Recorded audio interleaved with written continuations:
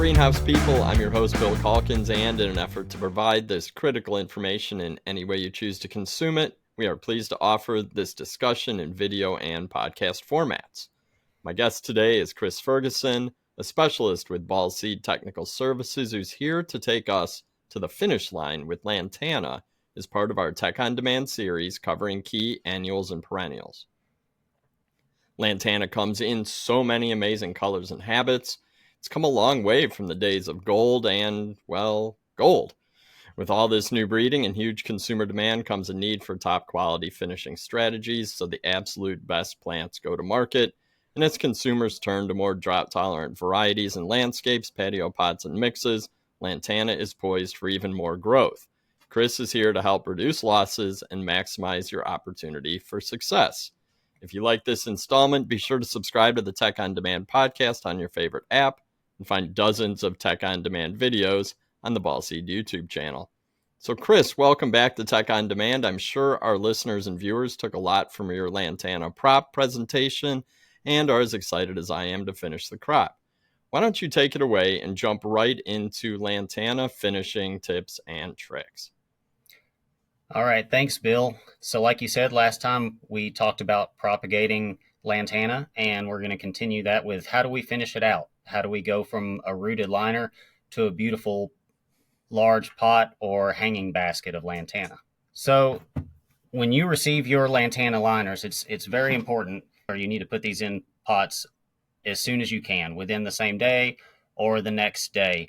If you wait too long, these liners are going to become overgrown and they're going to become root bound. And root bound plugs do not root out properly. So you're going to end up with uneven growth among your crops. So it's very important when you get it, make sure you make a plan to plant those the same day or the next day if possible. Another issue you want to watch out for is root wrapping. So you see this picture at the bottom, you have these two plants, and the one on the right is pretty evenly distributed with roots, whereas the one on the left, all the roots are up at the top. And what happened is the grower or one of the workers, when they were watering, they were just watering very lightly on the top of the soil, and they were not wetting the entire soil profile. So you end up getting all these roots up around the top. Well, the top of those liners are going to dry out first anyways. And when you have, let's say, 90% of your root mass up at the top, it's going to really stress out these plants and make them very susceptible to wilting and drought stress. So it's very important when you water through the whole soil column, get them up to that level 4 where they're wet, but not completely saturated, and then let them dry back down to about a level 2. If in the case you do have to hold these for a little while, it's a good idea to lower that temperature a little bit. Get them around 55 to 65 degrees. For Lantana, that's a good base temperature to keep them from growing too much and becoming root bound, but not so cold to where they start to get stressed out. You also want to make sure that your daytime temperatures don't creep up too high, because once you get above 70 degrees and you have a big diff or a big difference between your daytime and your nighttime temperature, you're going to start to see internode stretch.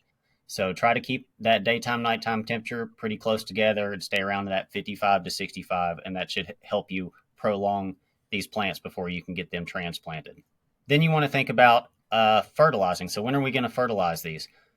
Well, these liners have already came in. They've been on a truck for a few days, and then when they come into the greenhouse, the first thing that they're going to do is the workers are going to put them down on the ground. They're going to water them just to get them rehydrated. So it's probably not going to have any fertilizer, and that clear water is going to leach out any fertilizer that was in that soil. So now these plants are pretty hungry. So you want to feed them, but also you want to think about feeding them before you pot them up, because you pot them up into these larger pots and you put on this fertilizer. All that fertilizer is going into all this soil where there are no roots. So it's important to go ahead and fertilize them where the roots are, and that's in these liners prior to transplanting. The amount of fertilizer you put on is going to be dependent on when you get to pot these up. So if you're potting them immediately, 200 parts per million, that's a good amount to get these plants going. But if it's going to be a little bit longer, you may have to bump up that fertilizer, because again, they become more and more starved for nutrients the longer they sit around.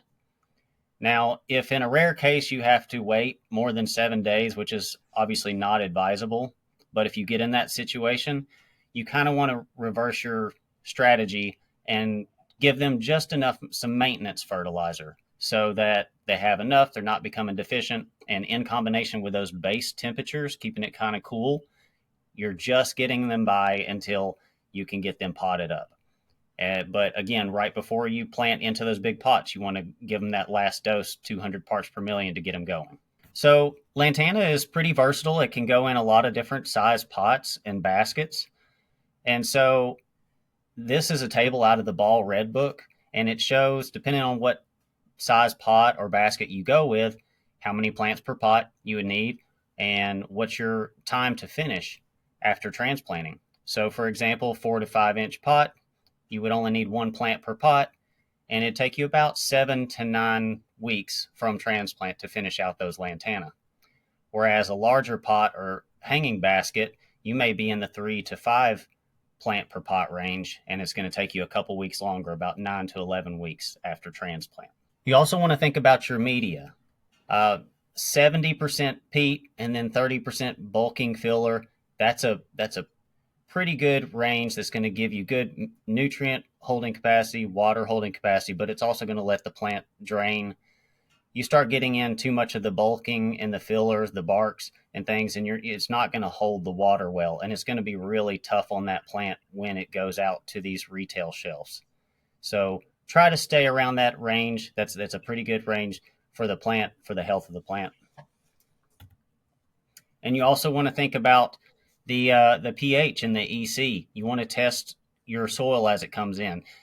You don't want to assume that the soil that you have is the same that you had come in last month or 2 months ago or last season.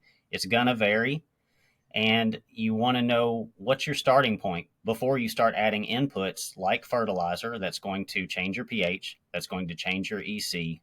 So it's a good practice. Check your soil before you start putting all your plants in there. Another thing you want to think about is the age of your soil, because soil comes in with starter charge and a wetting agent, and these things tend to break down over time, especially the wetting agent. So in this picture on the right, you can see the difference between planting with new media and then the plants in the yellow boxes that had media that sat around for a while, and that wetting agent wasn't working or the starter charge wasn't working, and they really just struggled to keep up with the rest of the crop. So if you have some old soil, it's a good practice to put those in some of the larger pots that you have. They're a lot more forgiving than young plant production.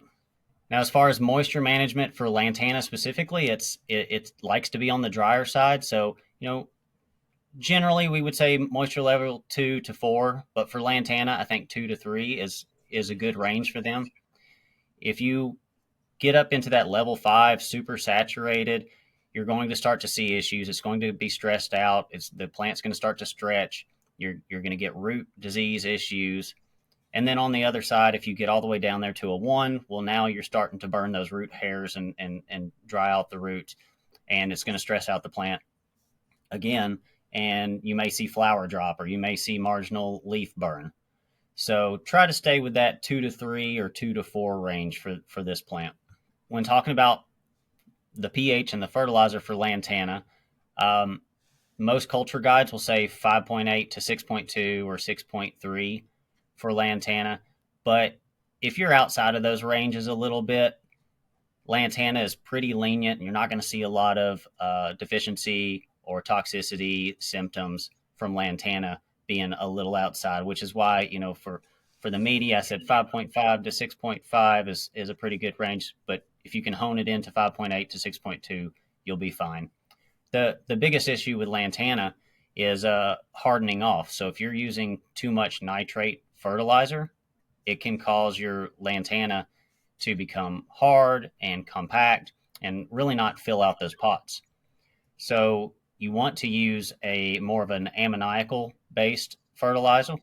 So something like a 20-10-20 or a 17-5-17 would be great for Lantana.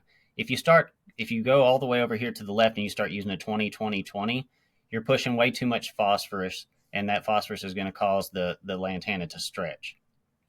So stay around a 20-10-20 or a 17-5-17. Also remember the acidity of fertilizer.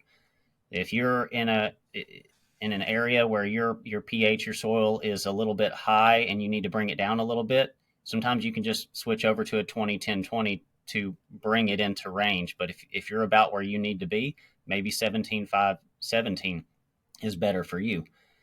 But yeah, just keep in mind that your fertilizer will also affect the pH. Now, lantana, they are native to Central and South America, so they love a lot of light and they love high temperatures. So in your daytime temperature, 75 to 80 degrees, and nighttime temperature, 70 to 72, those will be great. Again, if you start to see any stretch, maybe close those numbers up a little bit so you don't have so much of a difference between your day and your night. As with any plant, it has its limits. If you start to get up in the upper 90s or hundreds with this plant, you're going to see things like flower abortion. You may see damage to the leaves. So keep it reasonable, but you can keep it warm. As far as the amount of light, generally lantana like at least 12 moles a day for their DLIs. That usually is not a major issue for most greenhouses. They can get that amount of sun. You know, if you're in the spring and you're in northern states or maybe Canada, it might be a little bit harder to get that amount of light, but generally it shouldn't be an issue. Now, when you're thinking about where these plants are in the greenhouse, you know, if you have hanging baskets, go ahead and hang them up, let them get full sun. If they're on the floors or if they're on benches, just make sure that nothing's over them shading them out, because if they don't get enough sun, they will start to stretch. And then you'll be reaching for the PGRs to try to fix an issue that really could be fixed just with full sun. Now, as far as pests, we have whitefly, thrips, spider mites, aphids, and lantana lacebug. You can go at this different ways. You can have biological control agents, biopesticides, or conventional pesticides. So some examples, we have the parasitic wasp Encarsia sophia, parasitizing the whitefly nymph in the top right picture. And then in the bottom, we have a entomopathogenic fungi, Bavaria bassiana, that is infecting the whitefly adult. You need to remember that you have to stay on top of these. If you're going to use biological control agents and biopesticides, you need to know when the pest starts to appear and track it. You know, how many are you seeing per leaf or per plant? Because once you get into a full-blown infestation, it's really hard to impossible to control it with biological methods.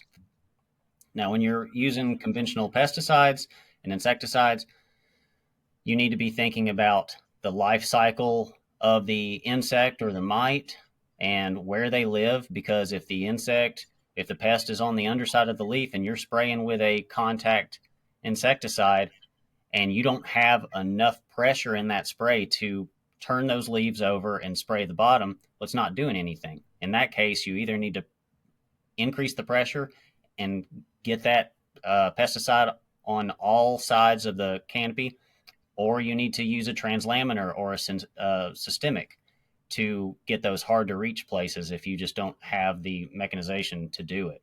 You know, this plant is pretty bulletproof. It doesn't have a lot of diseases. These are the ones that you can find in the literature, but there's not a lot out there. And you know, your general practices will be half of your battle. Making sure that you water from underneath, don't overhead water. If you do have to overhead water, do it in the morning or mid-morning. Allow that canopy to dry out. You want to keep the humidity low. You want to keep the fans going. You want to water to a level 4, but don't keep them constantly saturated. Things like that are going to help you, you know, so much more than constantly spraying pesticides and fungicides and having bad practices. So on top of having the right growing practices, have a preventative spray every 2 to 3 weeks, and that should keep you on track. Now, if you do need a little guidance as to what pesticides are you using or what biopesticides are you going to use, Grower Talks has two great resources to kind of help you build a strong IPM program. so that you have minimal issues and you can have that great Lantana crop with no pest and no disease issues. And with that, that's all I have. I'll throw it back to you, Bill. Sounds good, and thanks for sharing this slide because it reminds the viewers that you can find dozens, actually hundreds of tech-on-demand educational resources online. Every week I send a newsletter covering a range of cultural and technical topics. We've got 200 technical videos for greenhouse professionals on our YouTube channel, and the podcast now is at 150 episodes, making it a great way to learn about technical topics on the go. Lastly, if you want to join more than 6,000 of your peers, I suggest you join the Greenhouse Tech Team group on Facebook. All you need to do is search Greenhouse Tech Team, answer a couple of simple questions, and I will let you right in. But Chris, thank you once again for so much of your time and expertise. And I know we're going to continue talking because we got a lot more crops to cover in the future, right? That's right. I'm Bill Calkins with Tech on Demand, and on behalf of our entire team, thanks for listening and watching, and take care out there.